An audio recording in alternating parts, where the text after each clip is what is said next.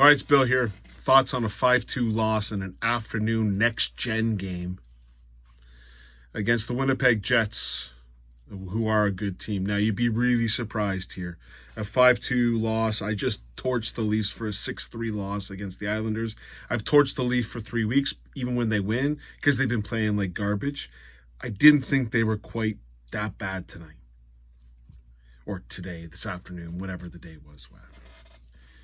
They weren't horrible. They just made some really, really god-awful mistakes. And they really don't have enough. Like, the big players didn't play well tonight. They didn't. Michy Boitano was equal opportunity tonight. I'm glad they broke up the third line, except Bobby McMann snuck to another line where he can't play defense forward. I don't know if I've ever seen a defensive forward that is that bad. Bobby McMann and Nick Robertson, they're special. Like, they are. I've now determined it isn't Domi. Domi doesn't play the position very well as center. He should be a winger. But I really can't fault Domi because that's not his position that he usually plays. He usually plays wing. But McMann and Robertson, that is some bad. If you're an AHL guy or you're Nick Robertson and you're trying to hang in the NHL, and Bobby McMann, I don't think he's played a full 80 games in the NHL. I like Bobby McMann in the offensive zone. Don't get me wrong. I don't like Nick Robertson in the offensive zone because the puck just always, he gets it on his stick and then it's gone. I don't know where it goes. Don't go anywhere good. But Bobby McMann in the offensive zone isn't bad. He's good on the boards. But his defensive zone effort and hustle is on a level that I haven't quite seen before. I'm thinking like ex-Leafs that, I used to lose my mind on. Joffrey Lupul would be one classic. Tyler Bozak, when the 18-wheeler truck was going off the cliff, that man didn't even take a stride. We'll talk about someone not taking a stride in just a second. James Van Riemsdyk, they mailed that in. Lupul mailed it in. Lupul was so bad they sent him to Robidoux Island to never come back. If you remember, he went hiking or something and his back got hurt. And then he said, "Oh no, I'm ready to go. My back wasn't hurt." Then Lou Lamoriello gave him a call, and next thing you know, he's back on Robidoux Island and he's hurt forever and he's going to get paid or whatever that is. Bobby McMann reminds me of those guys in terms of his defensive zone coverage. It's atrocious. It's terrible. Craig Berube, he's supposed to be this tough coach. How do you put up with that? We'll talk about that in just a second. Like the goals. We'll get into that in just a second. But at the end of the day, I didn't think the Leafs' effort was bad. I didn't think it was horrible. Can't really blame Wall on too many of those goals.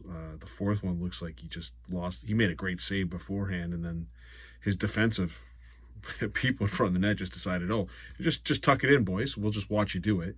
And I don't know what Jake McCabe think he's playing. Maybe he's playing that little road hockey with your little sticks when you're playing that in the hotel rooms when you're a kid. I don't know what he was doing. And Jake McCabe, again, was God. Yeah, it was just awful. Jake McCabe. You know what? Jake McCabe is really good when he plays with Chris Tanev. If he plays with anyone else, not so good. Jake McCabe is not a very good...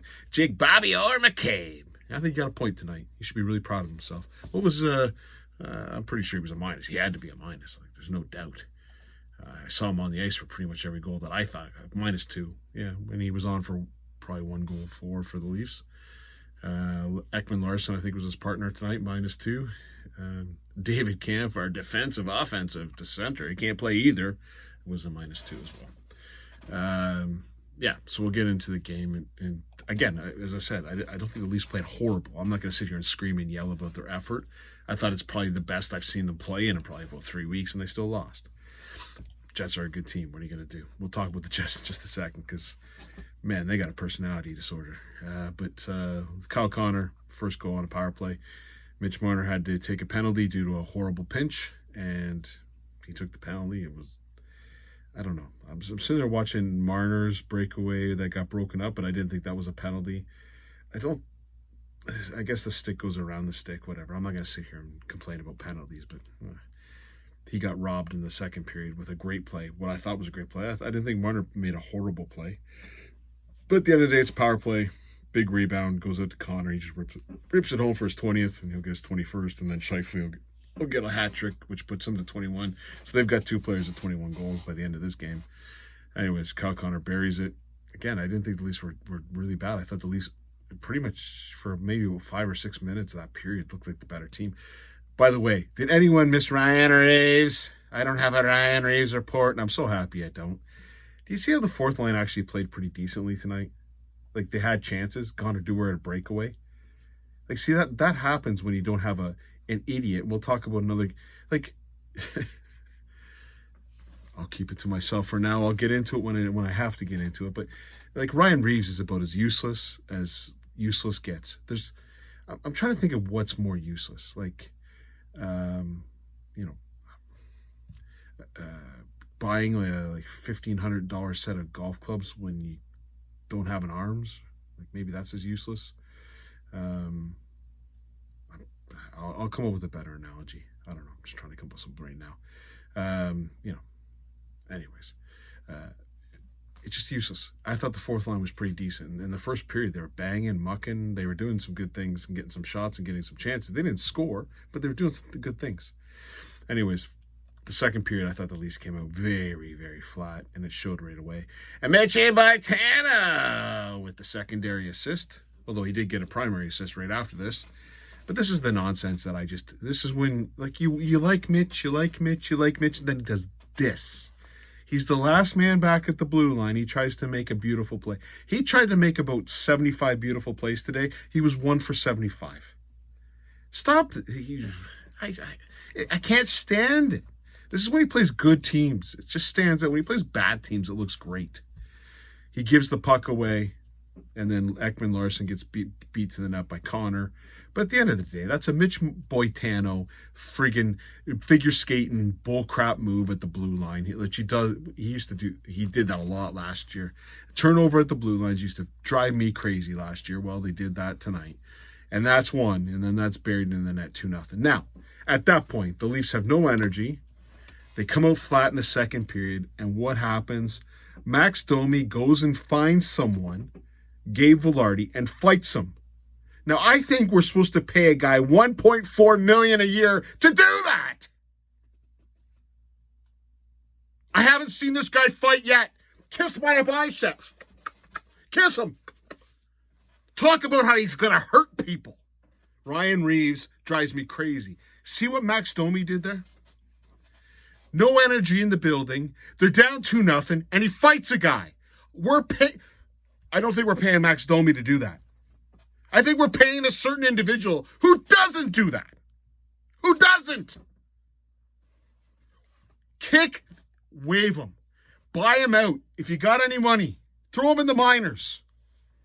It's embarrassing. Max Domi now has 2 more fights than Ryan Reaves. He might have 3 fights, or maybe it was a preseason game. You see what Domi did there? He did Reaves' job for him. You go try to get energy in the building. You beat a guy up. You take an extra 2. The Leafs killed it off. And all of a sudden, they had energy. That's what you pay Reaves to do. And he doesn't do it. You know, if I paid someone to come over to my house and fix my goddamn furnace, and they didn't fix my furnace, I wouldn't pay them.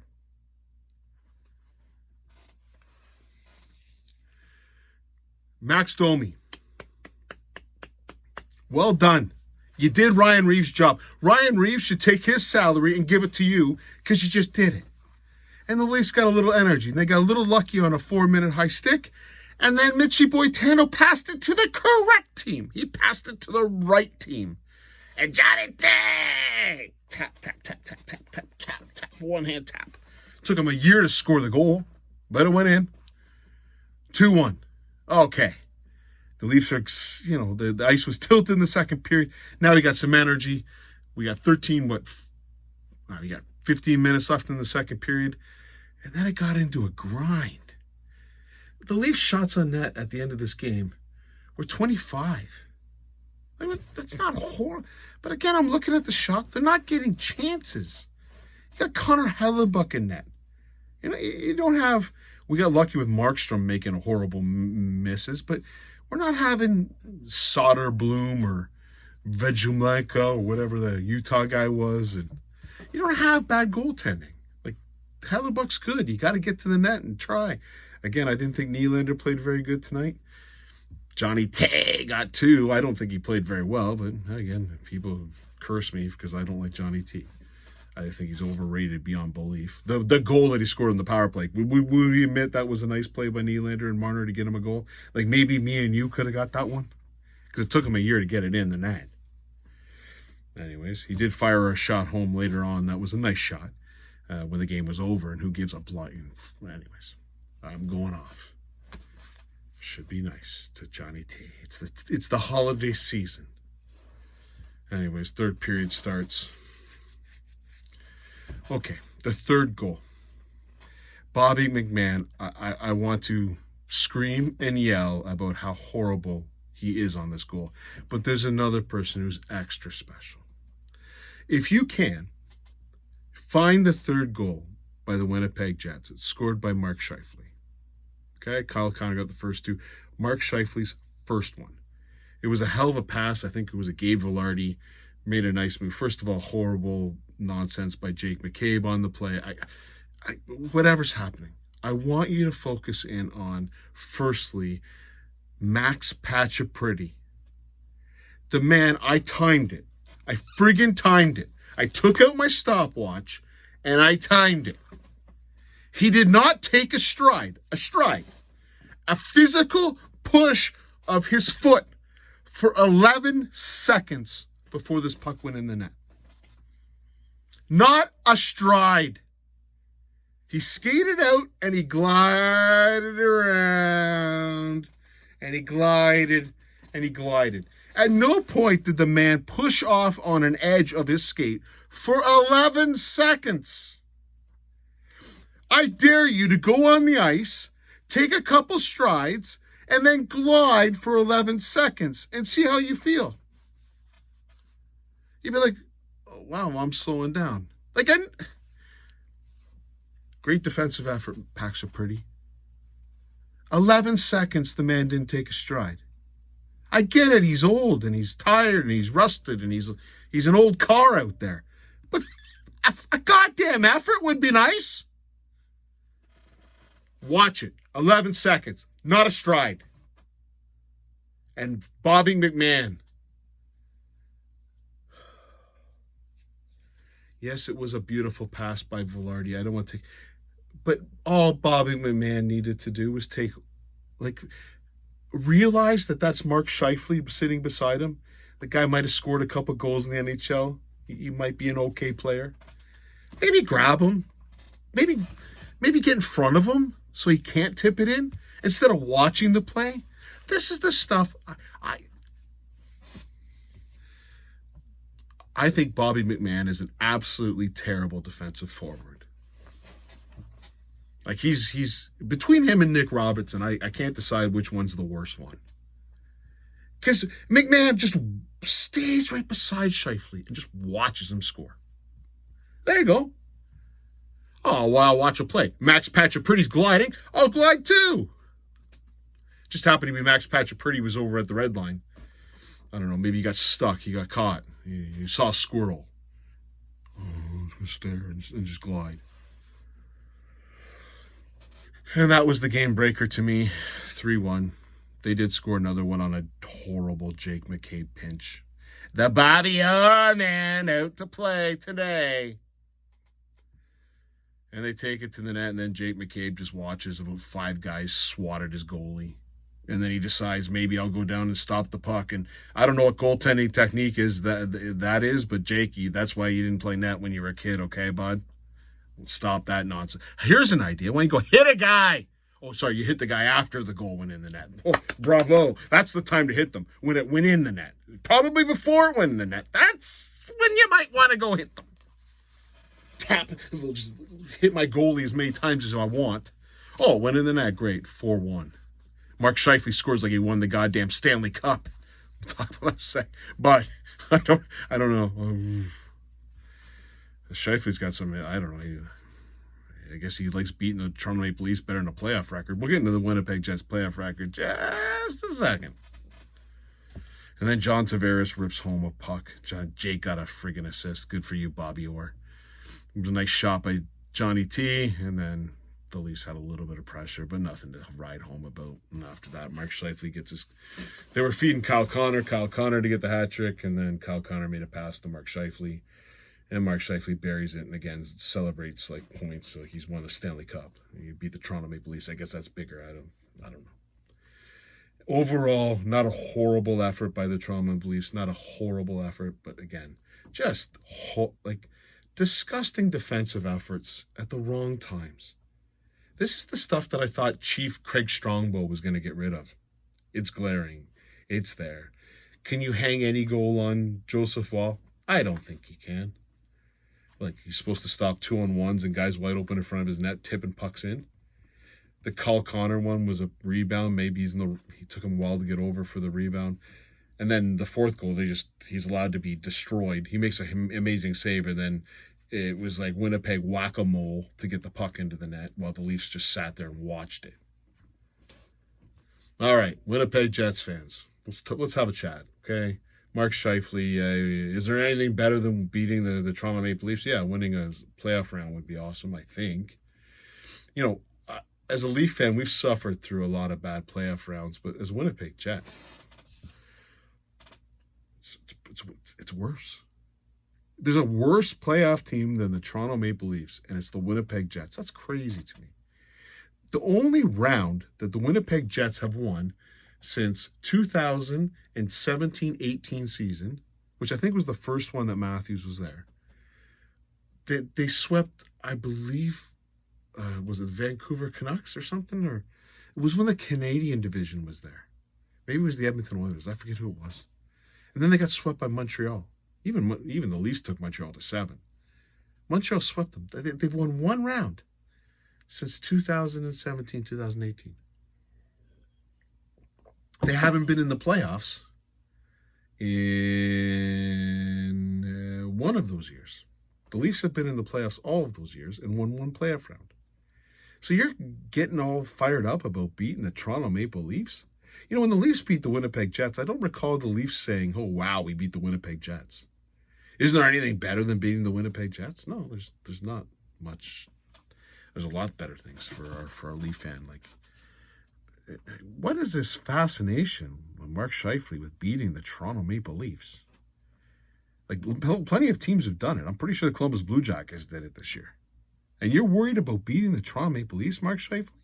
And you're doing this and you're acting like an idiot for beating the Toronto Maple Leafs. Winnipeg, you wonder why you're going to lose in the first round this year too? You got great goaltending. You got a really good defense. You got a good team. But you're led by that? Mark Scheifele? Bud, you know how you embarrassed the Leafs when you beat them 5-2? Don't say a word.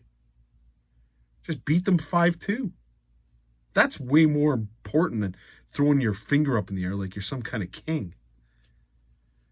It's a bad look, bud. It's a bad look. Like, I'm trying to remember where the Leafs have beat a team and they rubbed it in their face a little bit. Like, you don't get that. When you've got a playoff record like the Toronto Maple Leafs, you don't get the privilege of rubbing it in someone's face. Winnipeg, take a look at your playoff record. You don't get the right to do that. You won. Congratulations. You got a great team. See you in the playoffs. See you when Colorado destroys you again. Anyways, that's my video. I won't be back till after Christmas. I did promise a darts video. I'm going to do a darts video on the first 2 rounds. If you watch, there was a couple beauty games. Ricky Evans, Dave Chisnell, and then there was a Johnny Clayton, Mickey Mansell today. That went right to the last leg. Fantastic games. I will pick the round 3 winners, and a lot of seeds got destroyed in darts, but if you don't care about darts, don't watch that video. But if I don't talk to you, hockey, thanks for watching the videos. Again, I'm not going to ask you to like or subscribe. You do whatever the hell you want. But if I don't, I'll talk to you before New Year's. But if I don't talk to you, Merry Christmas. I hope everyone has a safe one. I hope you get the white Christmas that we've got going on here. Spend a lot of time with your family and friends. Enjoy. And I will talk to you after the holidays. Cheers.